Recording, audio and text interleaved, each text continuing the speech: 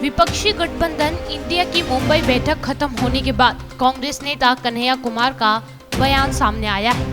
कन्हैया ने बीजेपी को निशाने पर लिया है और लोकसभा चुनाव में इंडिया की जीत का दावा भी किया है। कन्हैया कुमार ने ट्वीट कर लिखा कि ये तो तय है कि भारत की एकजुटता रही तो INDIA जीतेगा और NDA हारेगी।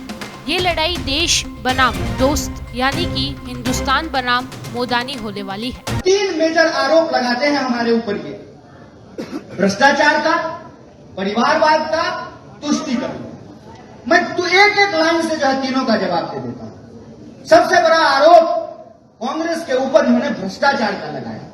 तो मैं ये प्रश्न पूछना चाहता हूं कि ज्योतिरादित्य सिंधिया साहब जब कांग्रेस में थे तो भ्रष्ट, भाजपा में जाते ही क्या हो गए, भ्रष्टाचारी से सदाचारी। ये कैसे संभव हुआ? जिनके ऊपर आप आरोप लगा रहे हैं, आप बंगाल के नेताओं को भी देख लीजिए। जब तक वो भाजपा में नहीं थे तब तक उनके घर पे ईडी आ रहा था। जो ही बीजेपी ज्वाइन कर लिया, ईडी जो है पता नहीं रास्ता भूल गया, हो सकता है उसका गूगल मैप नहीं काम कर रहा हो, ईडी आना बंद हो गया।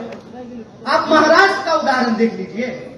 इनको लगा कि हम महाराष्ट्र जो है वो हारने वाले हैं। महाराष्ट्र में आपने क्या देखा कि महाराष्ट्र में किसी भी तरीके से ये चाहते थे कि वहां पर जो महाविकास आघाड़ी है उसको तोड़ दिया जाए।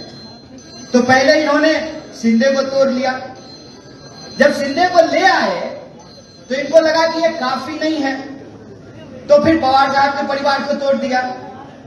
तो मेरा दूसरा सवाल है कि अजीत पवार साहब जब महाविकास आघाड़ी में कांग्रेस के साथ थे तब यह परिवारवाद था, और अभी अजीत पवार साहब भाजपा के साथ चले गए हैं, इसको परिवारवाद कहेंगे कि नहीं कहेंगे? इसीलिए मैं खास करके अपने छात्र नौजवानों से अपील कर रहा हूं कि आपको पढ़ना है, आपको समझना है अपने हक और अधिकार को, समाज को, देश को, और उसी पढ़ाई के बदौलत, ज्ञान की बदौलत सत्य की सत्ता को आपको स्थापित करना पड़ेगा।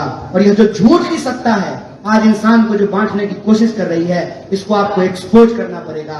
और ये बार बार हमारे राष्ट्रीय प्रतीक चिन्हों का इस्तेमाल करके, हमारे धर्म के प्रतीक चिन्हों का इस्तेमाल करके इस समाज को जो कमजोर करने की कोशिश कर रहे हैं, इस कोशिश को हमको नाकाम करना पड़ेगा।